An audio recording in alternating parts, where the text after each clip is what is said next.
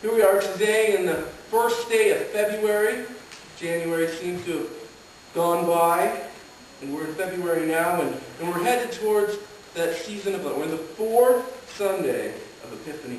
In the season of time that we look at how God has revealed himself to us. In the Gospel of Mark, it looks at Jesus going to the synagogue and driving out an evil spirit after that evil spirit had said who he was. At that time, it wasn't the time for people to know who he was. But since then, after his resurrection, it has been made known to us and to those around the world who he is. Last week was the feast of the conversion of St. Paul. And as I talked about last Saturday night from the passage in Acts, when Paul was struck down, he asked, "Who are you, Lord?" That's what Epiphany is about, isn't it? About God revealing himself to us. But he actually goes one step farther in Acts chapter 22, and he says, "What should I do?" What do you want me to do? Not just, it's good to know who you are, Lord, but there's something that you want me to do. There's something that we need to do with our lives, to do with this knowledge of who Jesus Christ is, and we struggle with that. How to do that? And the people in Corinth really struggled with that.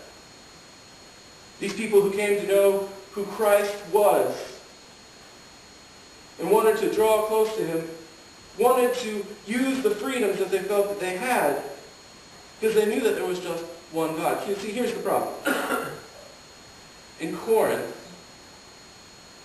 there were many different temples, different gods that the people worshipped. Aphrodite, Ares, Zeus, different gods that they would worship. And in their worship, they would offer a sacrifice. And then that sacrifice would be eaten in celebration of that god. Now here's the extra part. The part that was left over from that sacrifice, the priest would take into the marketplace and sell. So, when you would sit down to dinner with someone, you wouldn't know if the steak sitting in front of you was offered to Aphrodite or to Zeus or came from somebody's backyard. You did not know.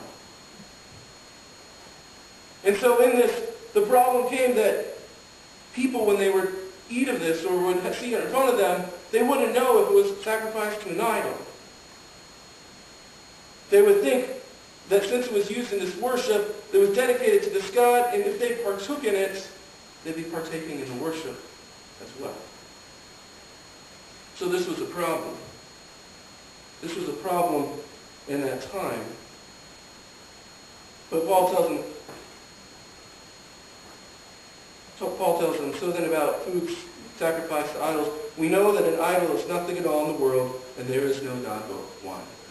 An idol is nothing at all in the world. Makes you wonder why millions of people watch every week to see someone try to become one. An idol is nothing at all in the world, and there is no God but one.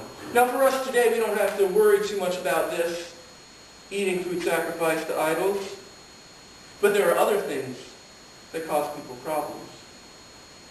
I know for myself growing up, the big thing that was coming up in my day growing up was MTV. The music being blared over the television, and friends would be watching it, my siblings would be watching it, but it caused me a problem to be exposed to some of that music. It caused me a problem to hear some of that and to see some of what was being portrayed. A particularly frightening image for my childhood was watching the video of Ozzy Osbourne with that big bat on the stage. That just did not seem right to me. That we didn't have the options that we have today for Christian music, to be able to turn our radio stations to Christian music or to be able to listen to it on CDs as much as we do today. Yes, there was DC talk during that day. There was Petra. There were options, but not like there are today. For me in that time, hearing that music that was not glorifying to God was a problem.